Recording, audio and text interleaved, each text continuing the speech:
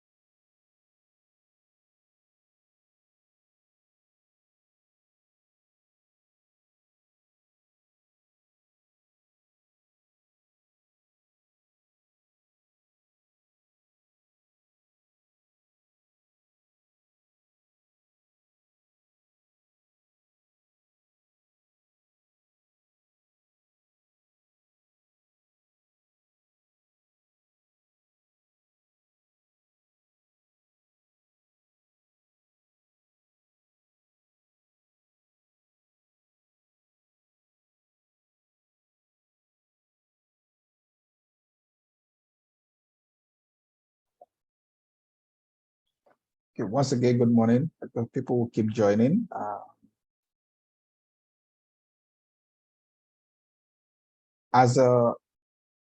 In the good old days of banking, if I put it that way, I remember two experiences that I had as a regional head. I got a call one morning, and what had happened, they were loading the bullion van with cash. And after loading the bullion van, the officers went into the banking hall to make some documentation. While they were doing that, the driver drove away with the bullion van and the cash in it. And the driver was found after 3 days. Now, how much cash was involved? 20 million naira. We've had cases where branches of banks were attacked by armed robbers and they go away with like 10 million naira. We've also had bullion vans being attacked on the road and maybe they cut away about 100 million naira. And those are the fears in banking, being attacked and then the cash being taken away. But we're moving into a digital age where, I mean, if you attack a bullion van today, a bank branch, I'm not sure you'll find 10 million naira because nobody really keeps that much cash. But then somebody can sit in his room anywhere in the world and cut away billions of naira or billions of dollars. I mean, we see it either in the digital asset space, cryptocurrency space, or even at cases where banks, even central banks, have been attacked, from a remote location. So it's as investments keep changing into the digital space, how do we secure them?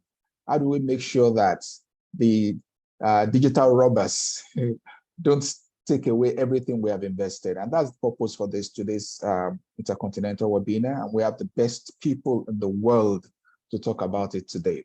Sean will be moderating today's session. Unfortunately, Oeti had an emergency this morning. She might still join us, but Sean will start to anchor the session. Sean will introduce our panelists.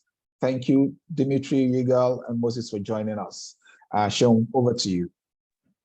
Yes, thank you. Thank you very much, Dr. Brima.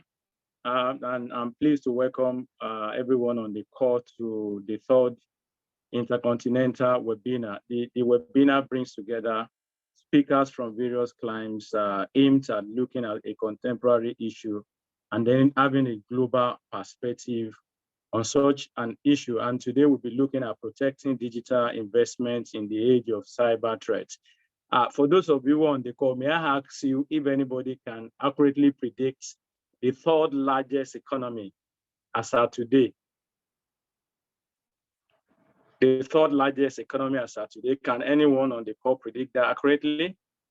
According to the research by Cyber Ventures, the cost or losses to cyber attack and threats is 6 trillion naira in 2021. And that is the third largest economy behind US, China, And you see that tells you how huge the losses to cyber threats have been over the past couple of years.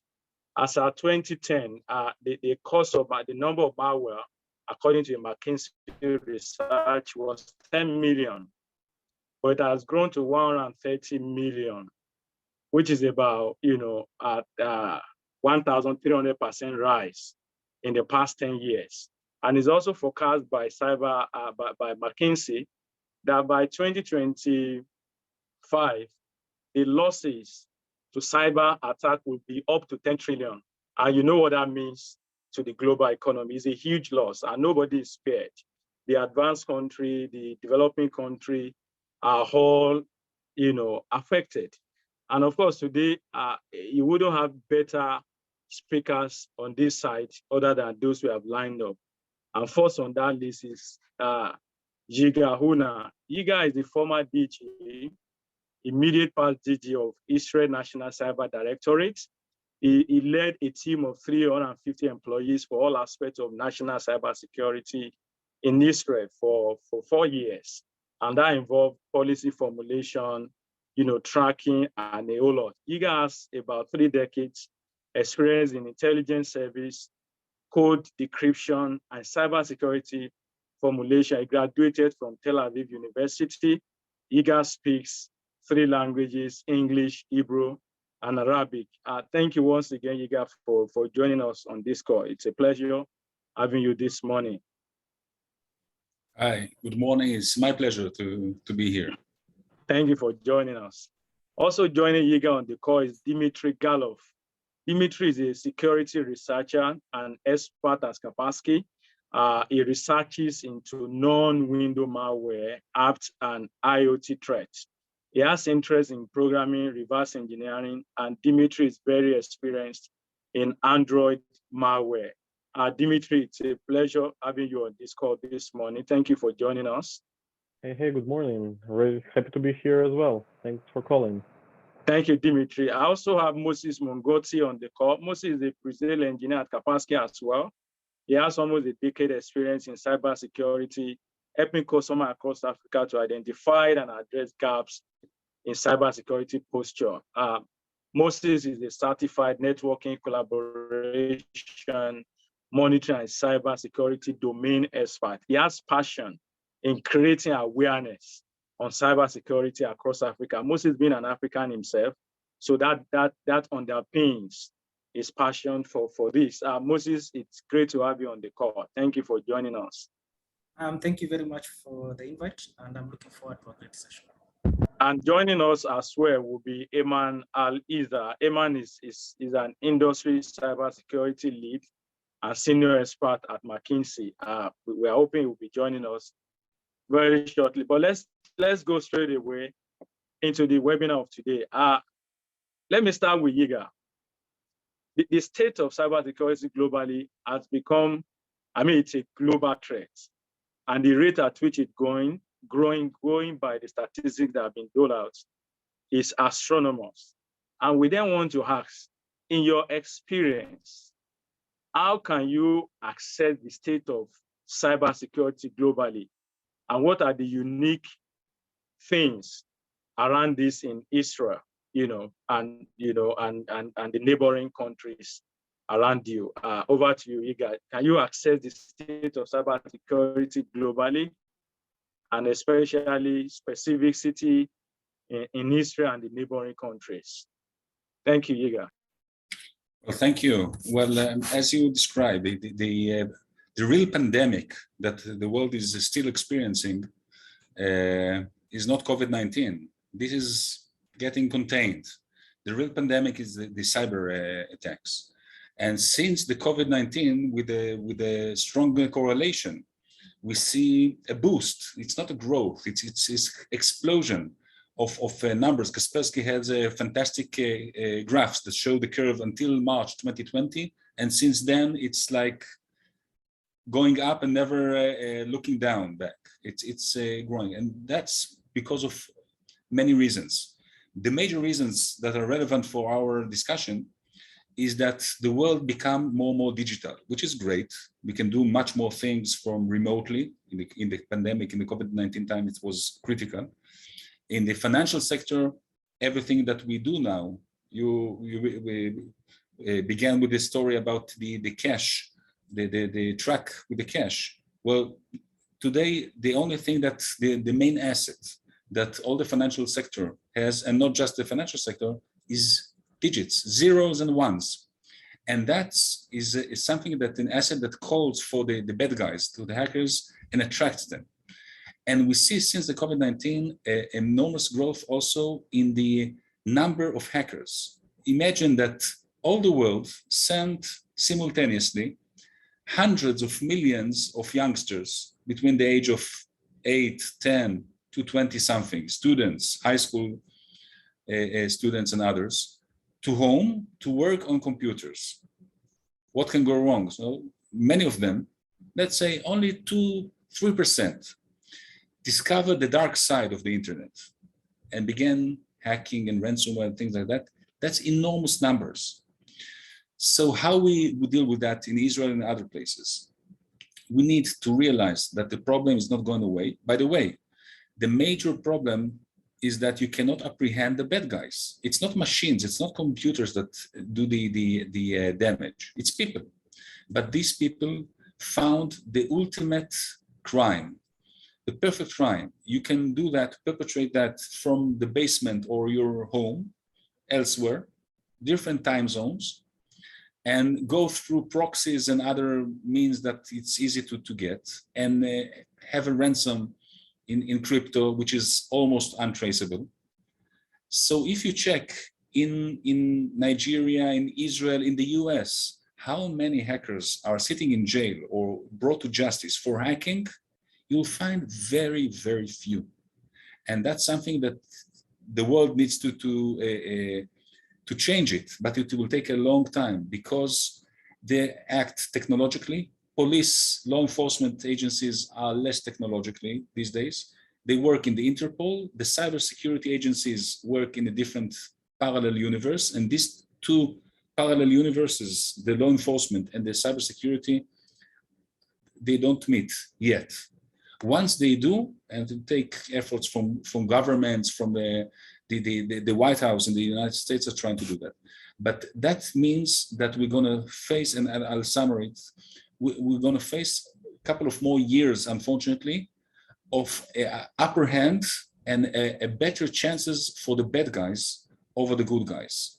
So we need to partner, we need to be aware, and we need to realize that the victims having responsibility more and more, and fingers are pointed at the victims, not just at the perpetrators. And we see criminal charges in the US and other places against the victims, the heads of banks, of energy sector executives, that they didn't do enough to secure themselves and to make sure that they not get hit by cyber attacks. So it's not something that it's, up there, it's not a fiction, it's something realistic that can hit today, not tomorrow, each and every one of us. And later on, we can elaborate on what are the means that we need to do, basic means to stay above these waves. Thank you very much, Giga. From your words, the pandemic facing the whole world is not primarily the COVID, it's now cyber threats. And of course, again, everybody on the call needs to know the fact that you cannot apprehend them because they are not in spaces where you can catch them. They are just sitting somewhere globally, and a vast and dynamic network of global enemies, so to speak. Dimitri, in your experience, you coming from Europe as well, what would you say the dimension of cyber threat and the state of the global status of cyber threat is in your experience and from research that you have led at various times? Well, to begin with, I definitely agree about the point that technologies like penetrates and then integrates with almost all the fields of our life, everyday life. So we're not talking only about businesses and companies and like victims like that being secure, but we should definitely remember about average users and their awareness about the problem and their being ready to face the problem and to fight cyber criminal world. Because still, if we have a look at the statistics and think about, so definitely in Kaspersky, we're separating all the cyber threats in three different big groups. The first one is about 80%. It relates to traditional cybercrime, and this is what relates to average users and like global threats like botnets, financial trojans, whatever.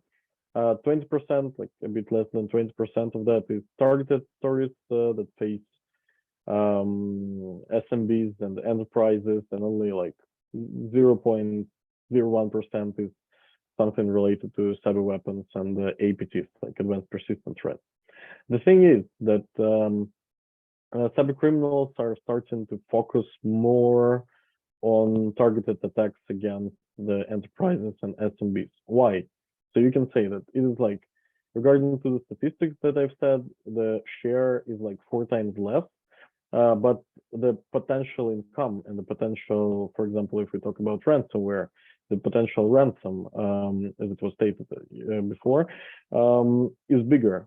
And the companies are willing to pay, and they're afraid of potential financial and problems with reputation, etc.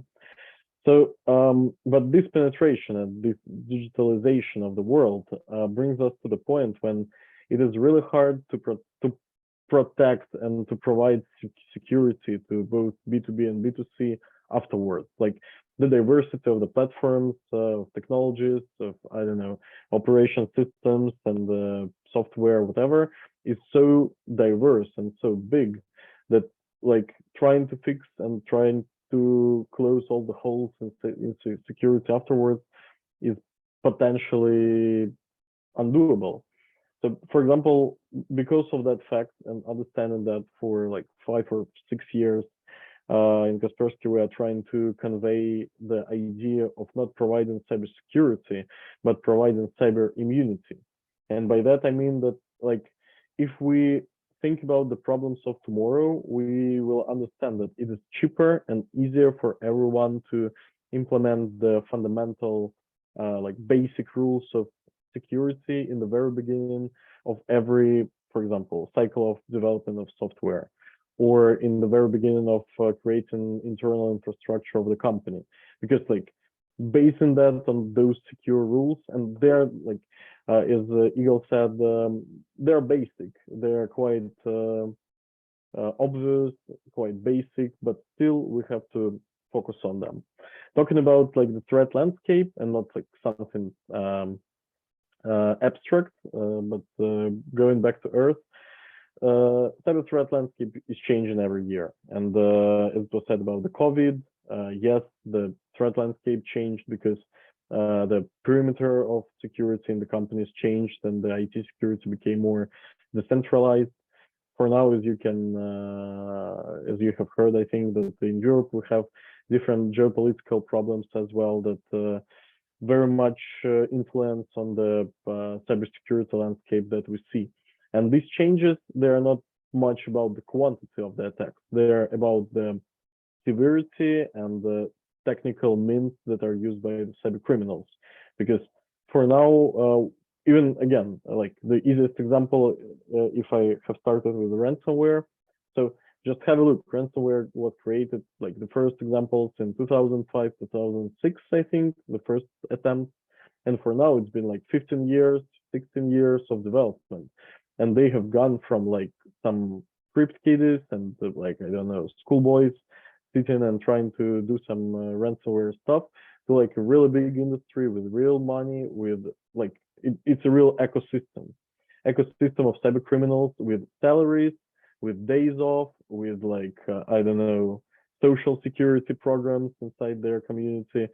And I agree that the only way of fighting them is to become an ecosystem as well, with collaboration between, for example, financial sector, cybersecurity, governments, international, like Interpol and other police departments.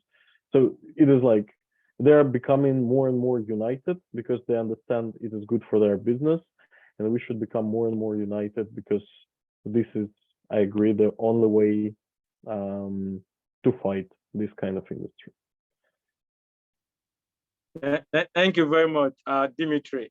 You did mention the fact that the global cybersecurity or cyber threat network is a very dynamic one that keeps changing periodically. I mean, it's even a bit more advanced. The rate of adoption of digitization, I think the rate at which these attacks are coming up is faster, even than the rates at which we're adopting digitization. And of course, the fact that you mentioned collaboration as a key, a well-organized sector, so to speak, well-paid, well-organized and all that.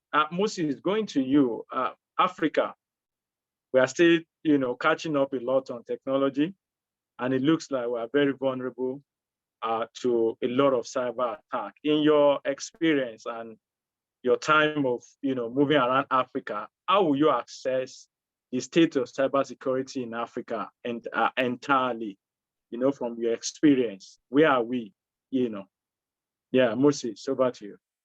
Okay, are you able to hear me? Yes, I can. Okay. Now, in addition to what the other panelists have shared, definitely we still have unique challenges as Africa. I think we all agree that the number of threats, they are rising by the day. The statistics are there to be able to show all that. Then additionally, we still have the attacks also, they're becoming more and more complex by the day. And then also the financial impact of these threats, even in Africa, it's growing by the day. On the other side, definitely we already identify with the challenges in terms of the limited expertise. And even once we have those skilled resources, again, we have that challenge of being able to first identify them as organizations, and then even retaining them also is a big challenge.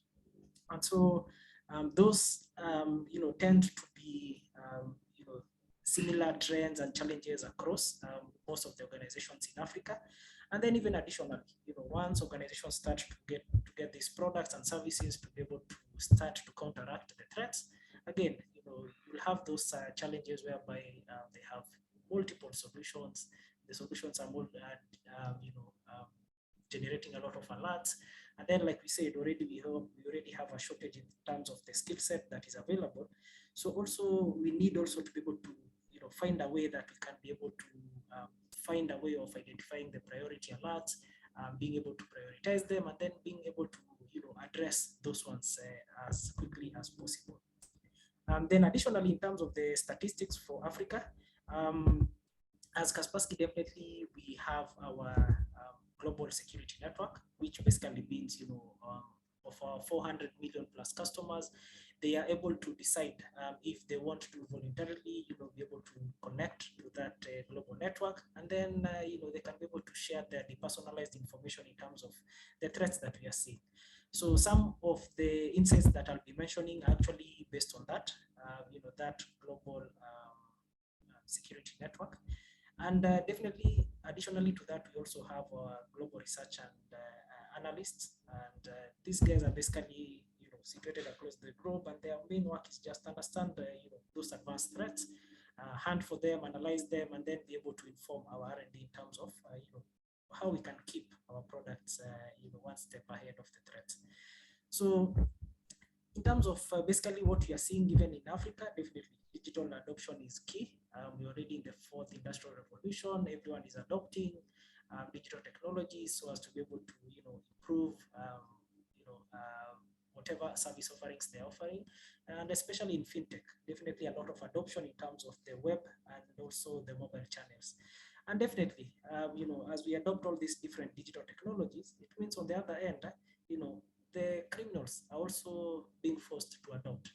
Because if you look at the different criminals, their motivation will differ, depending on the different sectors that we have. So, for example, We can have those ones that target maybe government. We can have others targeting maybe financial institutions.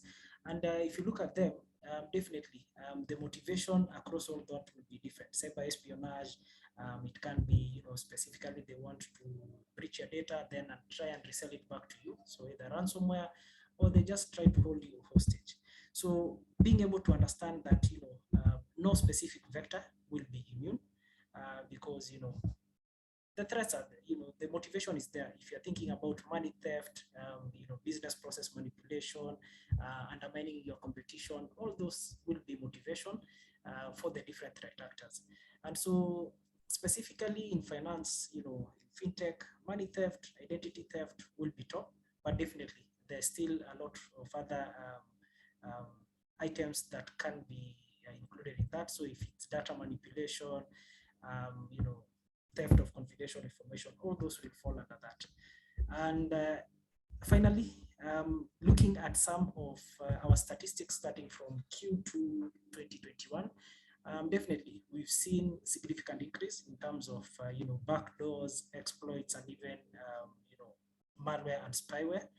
So if I say backdoors, basically here we're talking about unwanted applications that will run on the victim system, and they provide basically remote access to the threat actors.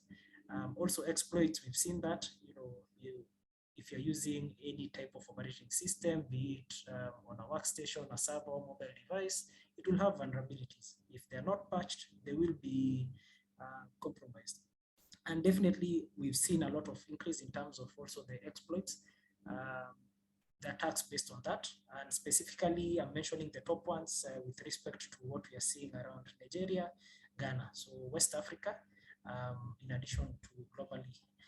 Then last but not least, definitely malware and spyware, we are seeing an increase. Even in Q1 2022, we are still seeing an increase in terms of spyware. And then last but not least, ransomware. Ransomware tends to be the attack with the highest return on investment, because the attacker is holding captive what your business needs to operate, what you as a person need, maybe for sentimental value or that. And so in most cases, you find that, those victims will tend to end up paying the ransom.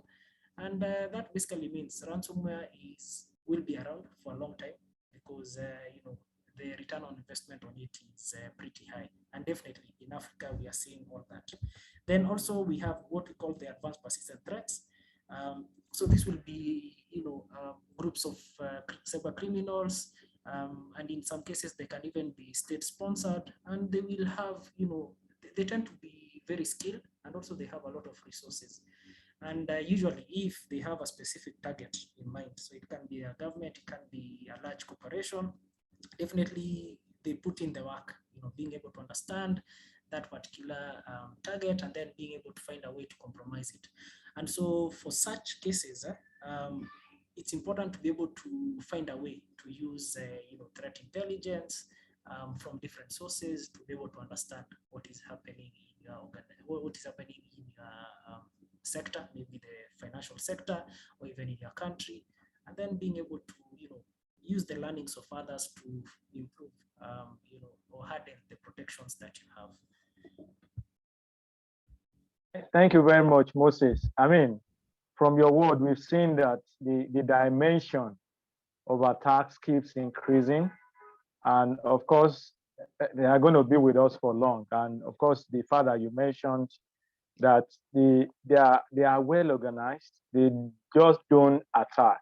They must have studied, they must have put their house in order and order. And that calls for each stakeholder to also be, well strategic in cybersecurity strategy and ways of curtailing this, because like you mentioned, they are going to be with us for long.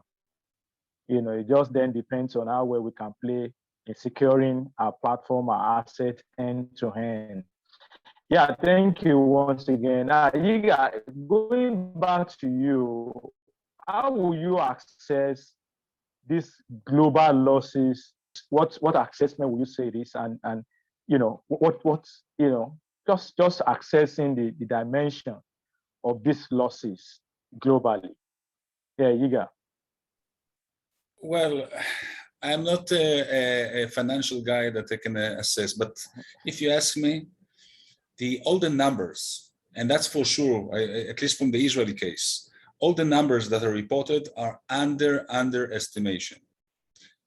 For many reasons, mainly because of the insurance issues, the shame, the reputation issues, and others. So all the numbers that we do see, you should multiply it by, I don't know by which factor, but at least double. So if now we see reports talking about a couple of hundreds of billions of dollars in the first half of 2022, I would say that we're going to see very shortly, we're going to get into the trillions family if we are not there yet. Just a few numbers from the Israeli point of view. We conducted a survey, we in the National Directorate, we conducted a survey a year and a half ago. And we discovered with thousands of businesses in Israel, we discovered that 20%, 1 out of every 5 businesses reported that he got hit by cyber attack. And the emphasis on the word report, as I mentioned, because many of them didn't want to participate in the national survey. But more than that, almost 50%, 1 out of every 2 big businesses reported of being attacked, and almost a half of all the high-tech companies. So I don't know where to put financial sector, but it's probably between the big businesses and the high-tech. Now, I must say, and we need to talk more about the solutions. I'll give you an example of the case of a big bank in Chile in 2018. And the emphasis of why this conference, this webinar is so important. And the word is partnerships. My colleagues mentioned collaboration. Well, the problem is something that all of us suffer. Reporting or not reporting, well, we discussed that, but all of us suffer or will suffer. We cannot wait for the regulation. No legislation or regulation will meet up the speed and the pace of technology and the abuse of technology. So don't wait for standards or the central banks or central something. And I am ex-government high-level executive, I can tell you. In Israel, we issued the first draft of the cyber law 4 years ago. It's still on a phase of a draft. It doesn't mean that we don't act and do things. So why partnership? I returned to Chile. In Chile, they had a big attack over one of the banks by Lazarus Group. Lazarus is North Korean that is famous for hacking, stealing money, but also wiping, also causing damage, destruction. And that was the case over there. They stole $10 million, but wiped out the bank, which is damage of hundreds of millions of dollars. It happened 10 time zones away from Israel. It was almost midnight in Israel. It was the noon in Chile. We in Israel, we have a very strong information sharing system in the cybersecurity. We have more than 2,000 CISOs from all the major public and private sector reporting together like a Facebook. And I strongly recommend that for any financial sector in Africa, in a specific country, or preferably more than one country. So the first signal of something happening in Chile came from one of the members, Israeli member. He was very proud to be, the first one to let everyone know that he knows about this case in Chile. The other guys wanted to be also relevant, so they tried to got another pieces of the puzzle. And another one understood another piece of the puzzle. So from midnight to 9 a.m. the next morning, when the banks in Israel opened, me as a director general of the Israeli cyberspace, I just sat back and had all the information coming over to me, but not just to me, to everybody. Who attacked? What is the attack vector? How did they penetrate? And most important of all, how to prevent that from happening to Israeli banks. And that's, sorry, the first and most important things. It's a common problem, and only working in collaboration, as my colleague mentioned, in partnership, the only way to be one step ahead of the bad guys that they are less collaborative and they are less partnering. This is our not secret weapon. And that's it. Thank you very much, Yiga. That's very, very striking. You know, saying that the data we have currently is just, you know, by your estimation, just have the data. What that means that the growth in cyber threats that 1,300 has been reported should be about 2,600, and the estimation of 6 trillion naira dollars losses should be about $12 trillion. That's astronomical. So I think, and I thank you very much also for raising how do we begin to address this. I'll quickly go to Dimitri. Dimitri, in your experience, you guys mentioned the need to look at partnership, the need to look at information sharing, you know, the need to work together, as these guys really work together. They work in silos because everybody has vested interest, even in this. What other, you know, solutions will you want to prefer to these global menace? Yeah, Dimitri.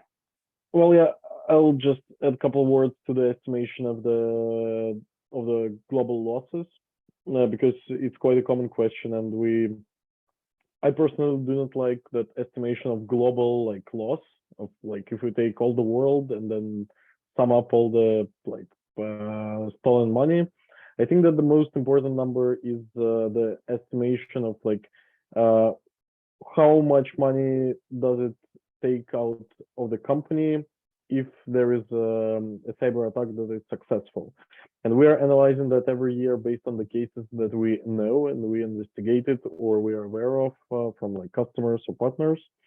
And the estimation says that for a small and medium business, it's about $100. So like one successful cyber case. And for enterprises and like big business, really big businesses, it's about 1 million. And again, coming back, so the first fact is that these numbers grow very quickly. So I think that during the past like 5 years, they doubled, and I think that they will double as well in the nearest future. And the second fact is that like big ransomware groups and that big game hunting operations they bring like a big share of that money and that estimation. So that's about the money, and talking about the ways of fighting and the ways of struggling with all those threats and the scary cases that we're talking about. We already started actually talking about that, about building ecosystem and like building a community of different institutions, because for now, as Eagle told, is that there is a big gap, like very big gap between government, for example, and big business, because they have their different purposes. The government, it wants to control everything. They want to have regulations. They want to have rules, and that's fine. So it should work like that. No one wants to live in like Wild West or with like cyber criminals doing whatever they want. And it is vital in some kind of industries, for example, medical security or some nuclear plants or whatever. So there are so much, those industries are so important, and so there should be regulations, and we should start doing from that. Even if we are talking about nuclear power plants, they do have those regulations that were created like 20 years ago, and they are still obeying that. But in other industries that are growing quicker and changing quicker, for example, the financial sector, the industry itself should run it ahead of the regulations and just like even help the government and highlight what is important, what should be done. But the role of cybersecurity experts and cybersecurity companies is actually important too. Why? Because government and companies, they're thinking about the companies are thinking about the profits and about security, government about regulations, but both of them lack that in-depth knowledge of technological ways of, so they do not know what to regulate and what to protect from. So we're the people to highlight the problems and show what are the painful points and how to cure them. I don't know. So when we're talking about that, it looks like that we are always saying, hey, let's be friends, let's share information, and we'll live in the like insecure future. But it looks like that, yes. But we should accept that this is the only way. If like all those parties are acting separately, there is no way to handle that. And another problem that I actually see in Europe, probably you have that problem in African region as well, is actually shortage of cybersecurity experts. So we should admit that our industry of information technologies, it works like that. At first, they create something, they develop. Afterwards, there are cyber criminals who want to use it, abuse, get money, whatever. And only afterwards, there comes cybersecurity trying to protect from everything. So now we see that there is a gap between how many people are developing and how many people are trying to protect. And we can't like take them and find quickly like thousands of new employees who can do that. So I hope that, again, coming back to cyber immunity and all that things, that we will try reversing it. So there will be like, at first there will be people thinking about protection and about like how to do the world a bit more secure, and only afterwards there will be like, so the order will be changed. I know, again, this talk is quite like I say, hey, let's do that and we'll live in the future that is secure. And we should admit that we're talking about that, but definitely every day we're solving smaller and more up-to-date issues. So we're like closing holes and trying to investigate incidents and protect from specific malware. But again, doing that everyday job, we should keep in mind that there is like something a bit more global, something a bit more important than everyday things. So that's it, I think, from my side about how to build secure future. Thank you, Dimitri. Of course, one of the things we also hope at looking at is how to grow the expertise in cybersecurity. It's extremely scarce to get a highly qualified cybersecurity expert. We'll look at that subsequently. Moses, this is Africa. What would you say the dimension of losses are? And what do you think Africa needs to do differently? Okay, definitely. My colleagues Yigal and Dimitri have covered very important areas, starting from collaboration. So definitely, collaboration in Africa is you can say it's basically non-existent. One company has been hit, they're not willing to share that information. But that approach basically now denies the entire industry of not being able to learn, being able to leverage intelligence from what is happening on, from other players in that particular sector, and then being able to make sure that you don't fall victim to that. So definitely, being able to find ways to allow organizations to be able to, report, if they can report definitely voluntarily, and if they can be able to share the personalized information on, what they've suffered, that will be very valuable, whereby, a threat is identified once. From such a report, we can be able to understand, how the threat actors are attacking. So the tactics they are using, the techniques, and even the procedures. If there are things like following maybe forensic analysis of that particular incident, if there are files that are there, it can be file hashes, it can be URL addresses, it can be domains.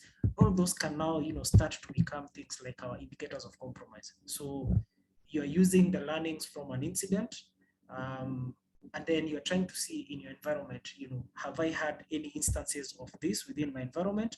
And so if you've had any of this, what you can be able to, how you can be able to remediate against that. And if you've not yet been hit, you can be able to, harden the security controls that you have based on learnings. If the organizations, are not yet willing to be able to share that, definitely, there are a lot of sources of threat intelligence. So the most important thing will be understanding that, you get trusted threat intelligence that has very low false positives. So false positive, basically we are saying if it says this particular URL or this file hash is malicious, it should be almost, actually it should be 100%, because like we said, the security team is getting a lot of alerts. So they need to be able to quickly decide which ones are critical, and then they focus on that. So if they're using threat intelligence that has very low false positives, they'll be able to maximize usage of their time, because again, we have very few security resources. Then being able, in terms of being able to look at the overall losses that will be incurred, just to mention, definitely, there are many things that we should be able to look at. So definitely, if an organization gets breached, we are looking at definitely additional internal staff wages. Maybe there'll be need to increase that. There'll be lost business. There'll be need to engage external consultants. So if it's investigation, digital forensics, remediation, obviously, the credit rating and the insurance rating for that particular organization, there will be a cost to that. The brand definitely will be damaged, so a lot of cost around the PR for that. Compensation of anyone who has been affected, and then definitely we need to be able to improve the software and the infrastructure, and possibly get new skills, new staff to be able to plug the gaps that we've seen. And so, if we were to say, we focus on being able to build that cyber immunity, one of the areas we can start would be the Gartner Adaptive Security Framework. So basically it says, instead of just focusing on preventing, let's build capabilities around being able to predict, whereby definitely the first item of being able to use the learnings from other players in your industry or other players globally, being able to use that threat intelligence comes into play. Then we get into preventing. So if you know something is malicious, we know it's a threat, we know a specific behavior is malicious, let's flag it. Then based on the risk level or the confidence of that particular behavior being malicious, we can be able to configure that, depending on the criticality of the system that is being affected. Anything we cannot be able to prevent, we should be able to start to detect. So if it's some behavior that is maybe evasive, trying to bypass the security controls that are there, because I think we all agree that there's no cybersecurity solution that would be 100%. So be able to improve also on detection. So for example, if we have a user, it would be a good idea if we can be able to define normal behavior for them. Then if you see, for example,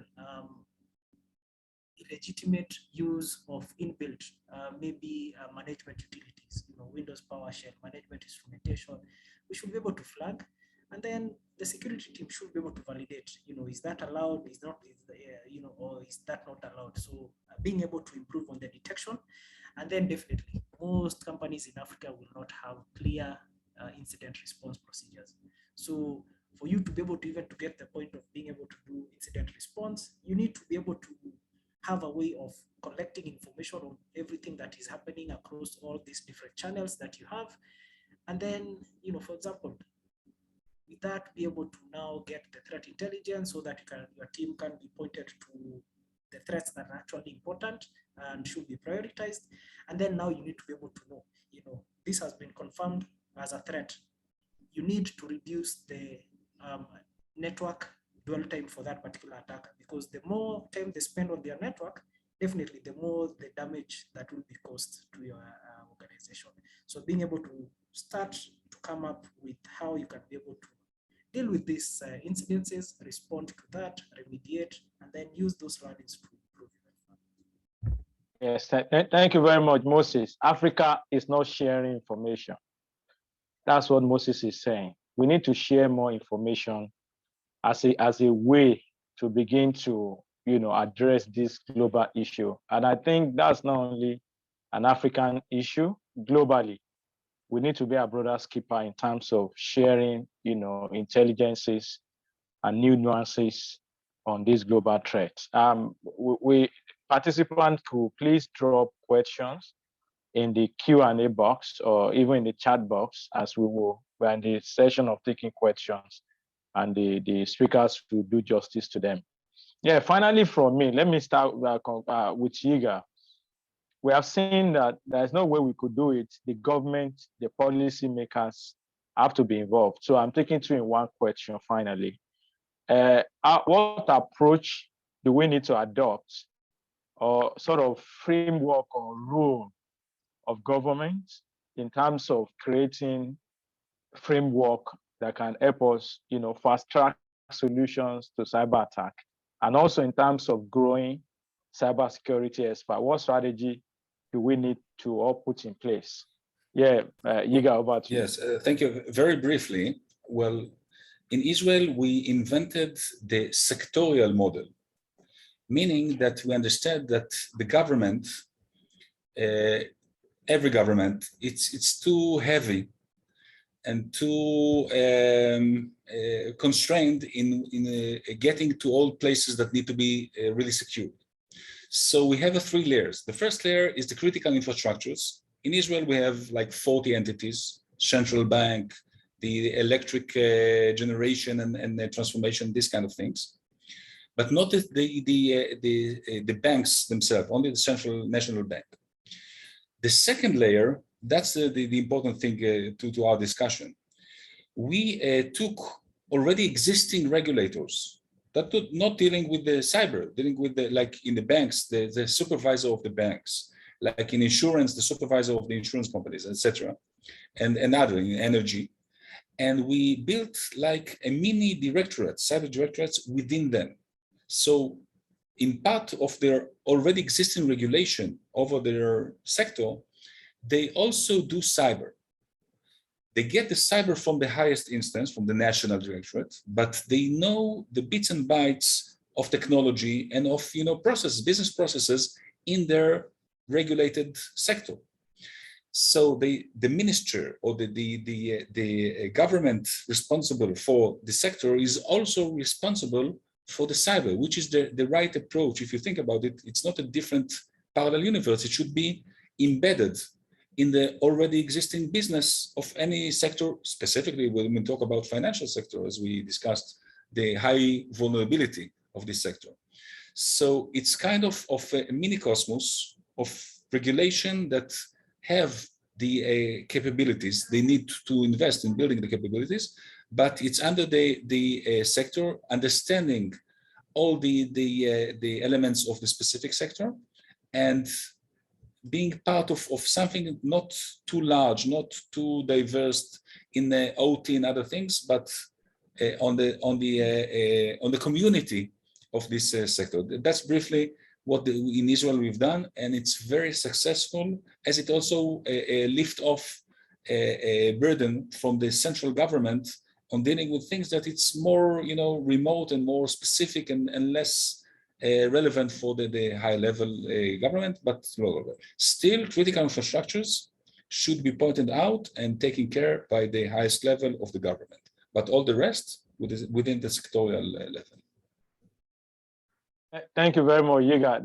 That foretells there has to be a synergy and simplified relationship between the regulators, the government, and the key players, taking into consideration the diversity of attack and the uniqueness of each sector and the attack they may likely suffer. I think that's very helpful.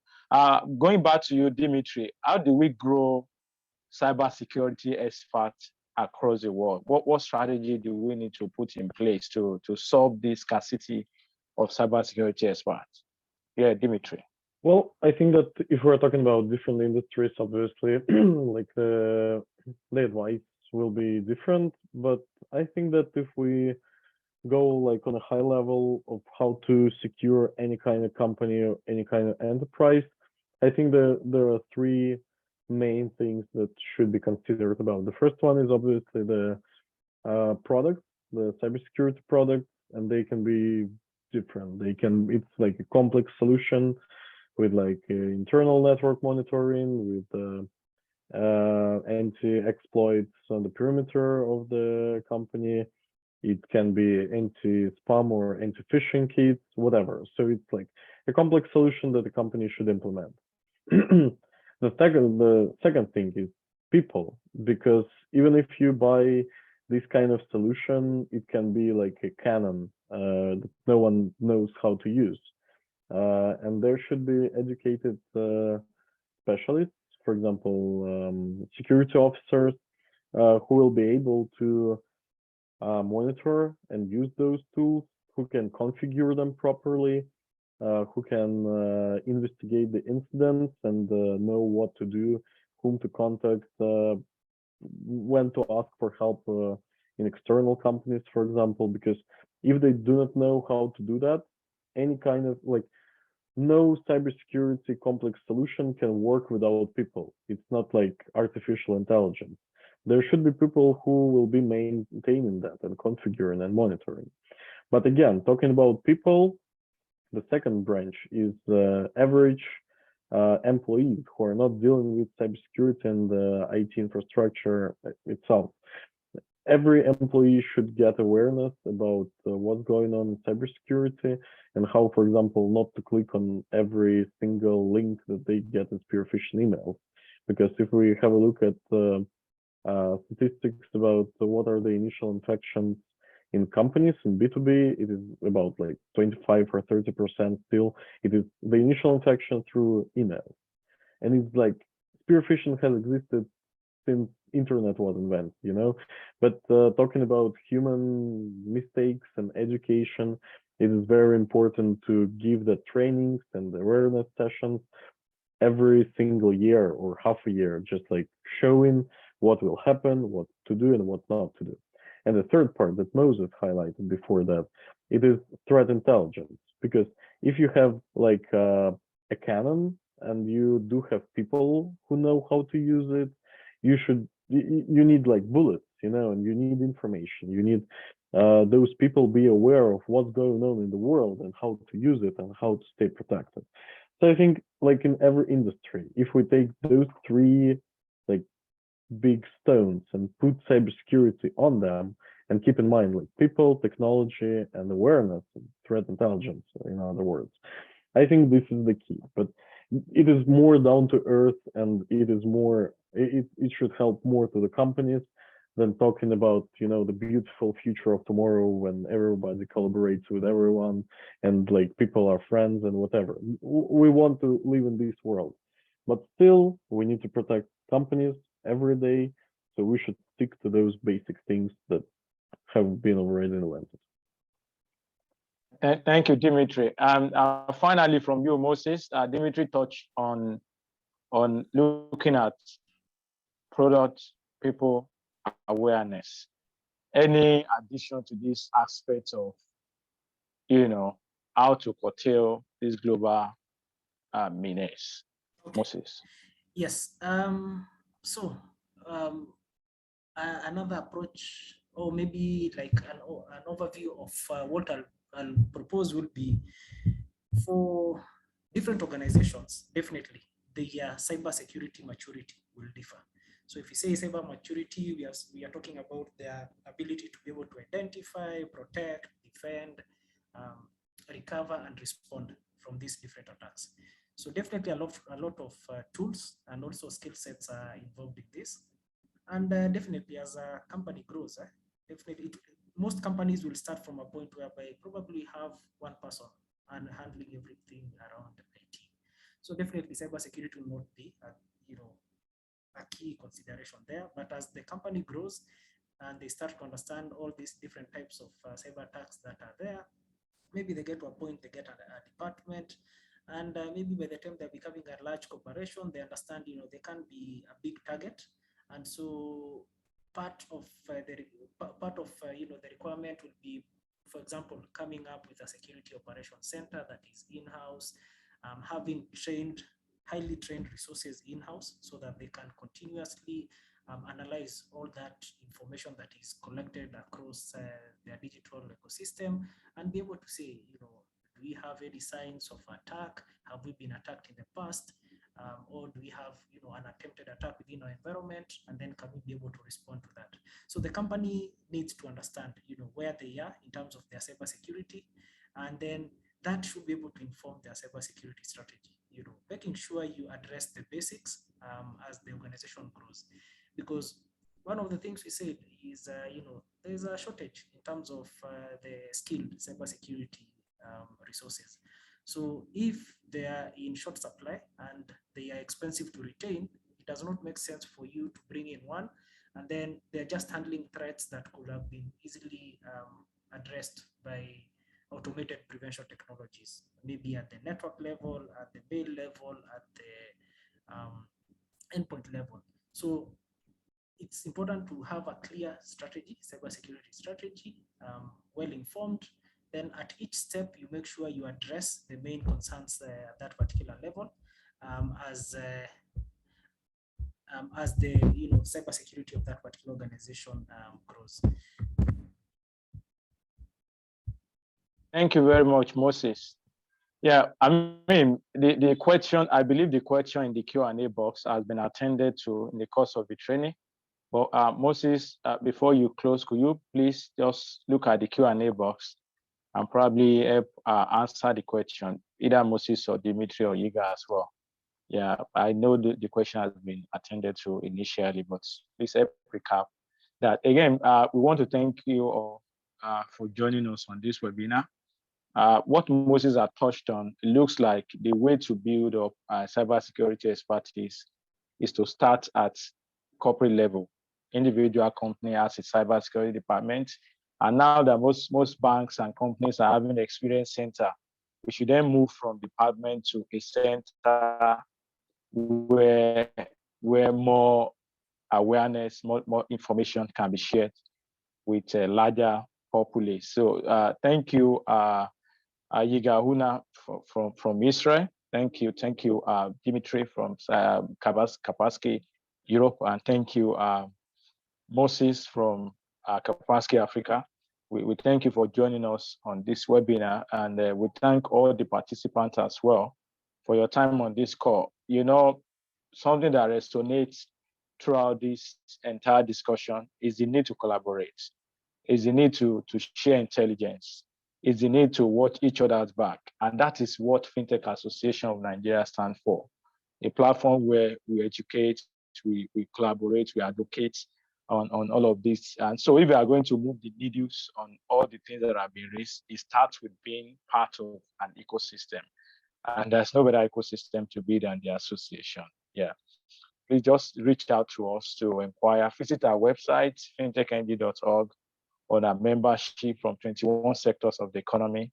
And we are a gateway to all the players in the Nigerian technology regulatory ecosystem. Till we come your way again next June, the webinar is normally an annual one. We want to say, please continue to be cyber aware and continue to be cyber safe. Thank you, Yiga. Thank you, Moses, and thank you, Dimitri, for joining us. Please do enjoy the rest of your day. Thank you. Thank you, gentlemen. Ciao, ciao. Ciao, ciao. Yeah. Thank you, Yiga. Thank you, Dimitri. Thank you, Moses. Shalom.